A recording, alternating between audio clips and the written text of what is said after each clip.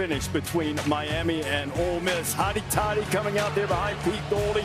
Let's go to the fourth quarter because it was just sensational. Missed tackles a problem for Ole Miss all year. Malachi Tony makes him pay. Yeah, unbelievable job. You know, it's a matter of time getting him in space, making Ole Miss have to chase him down. Had a convoy of blockers in front.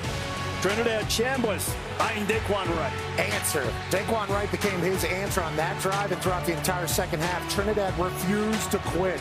How about Carson Beck, Des, Keelan Marion? Hey, Carson Beck, man, when they needed him the most, he delivered some big throws down the stretch.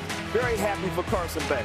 And Marion went 7 for 114. Finds him again. They're inside the 10. 24 ticks to go. Carson Beck's got to find a receiver. Carson Beck's not a runner. He's got to find somebody open. He finds himself. Touchdown, Miami. They're up by 7. Fewer than 20 seconds to go.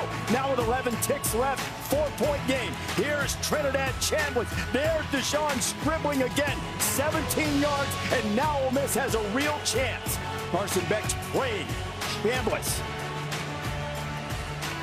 got away from the pressure, backpedal beautifully, gives him a chance. Corner of the end zone, incomplete. No flags. Take the flag out of your pocket. Come on. No flags.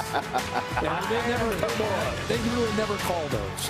They never do. The receiver and the DB are kind of jockeying for prevention. Miami would beg to differ with that. Well, I'm talking Hail Marys. I'm talking Hail Marys. Defense prevents you from winning the game. That almost happened. I'm just going to say Miami should never again complain about the Ohio State call. That's it. That's payback. 20-some-odd years later. Mario Cristobal is with us now, the head coach of the Hurricanes. Mario, what a win last night. 18 seconds. You've got the lead. Ole Miss is on the other end of the field. Now all of a sudden they're throwing into the end zone. What were the emotions like for you in that moment as you watched the ball go into the air off the hand of Trinidad Chambliss? Well, figuring out why the heck our contained guy didn't cut off the quarterback running to his left. You know? Have you figured that out yet or not? Yeah, I mean, it's the way Corey designs that, Coach Heatherman. You know, we want to flush his and force, pressure to his throwing arm, have him go left, and then the contained looper got stuck and never made it around, so we had a lot of time to get out there and get settled and throw a pretty accurate ball. Mario, Reese asked you what were your thoughts as that ball lifted the air. I want to know what your thoughts were when that whatever assistant coach grabbed you after that touchdown by Carson Beck. There was 18 seconds. You turned around and said, "Don't you dare! The thing's not over." You're fired up. And a BJJ flashback. Well, I mean, last week I was lucky enough to have Coach Johnson on the sideline, and we score late, and I'm getting bear hugged again, and it's Coach Johnson, so I ain't got to say nothing to Coach Johnson. But yesterday was one of our coaches. I'm like, what the are you doing, brother? We got 15 seconds left in this game with the most dangerous player with the ball in his hand, so not the right time.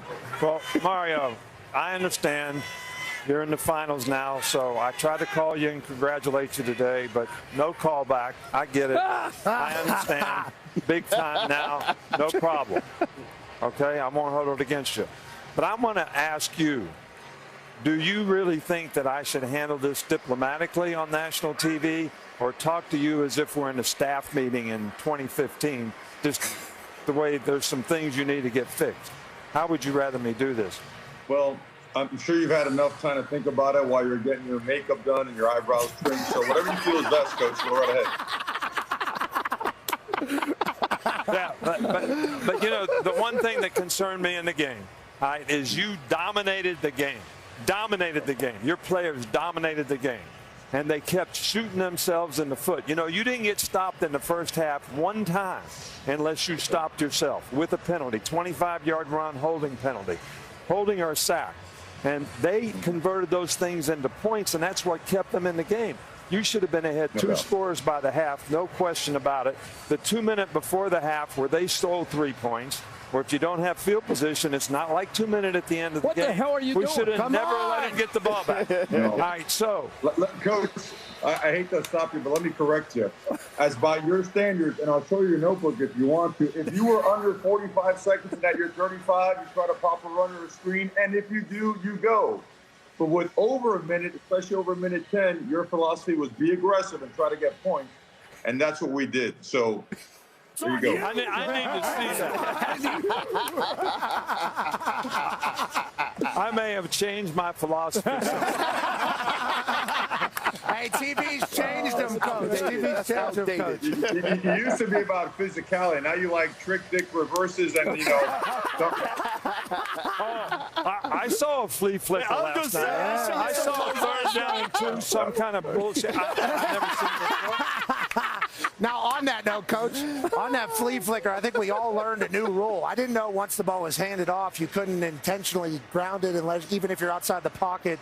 I feel like there was a lot of things, to Coach's point, that maybe didn't go the right way for your team. Whether it was penalties, whether it was a turnover, whether it was whatever, your team still finds a way to win that game. What do you think you learned about your group last night, and what do you think your group has that maybe made them prevail last night as opposed to maybe other teams you've coached?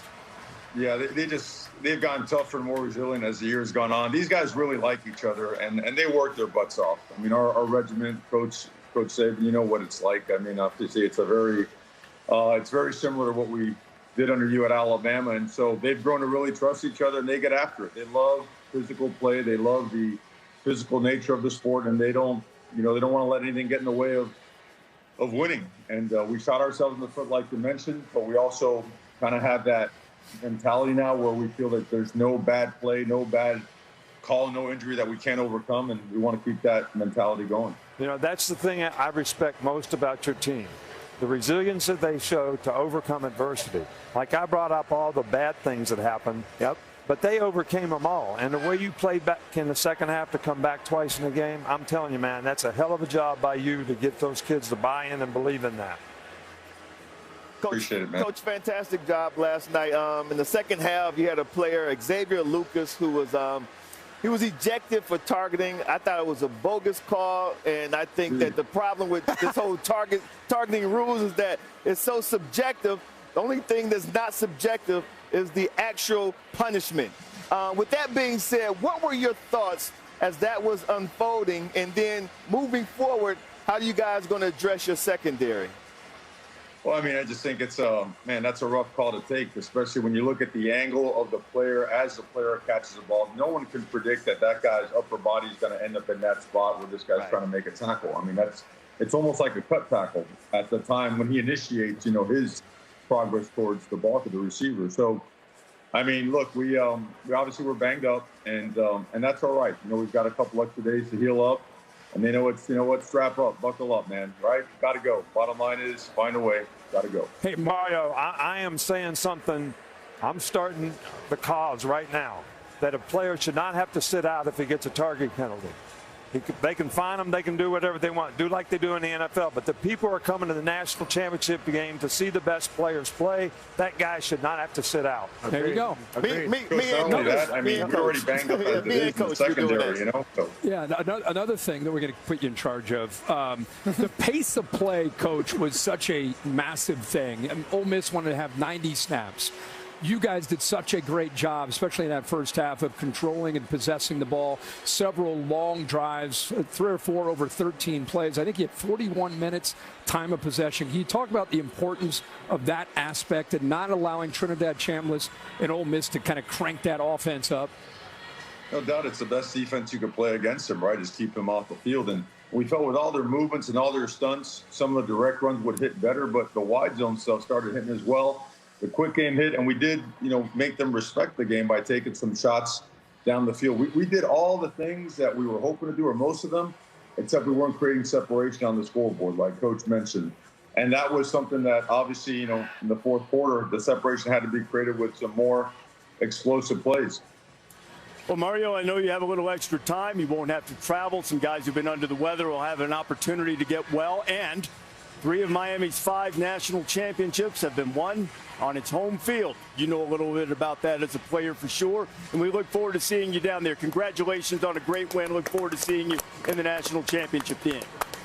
Appreciate you guys. Thank you for having me. Double leg at the Natty. It's coming. Double leg at the... I'll crush you, brother. Sí. Muchas gracias, amigo. Down to kickoff on ESPN, an hour and 18 minutes until we find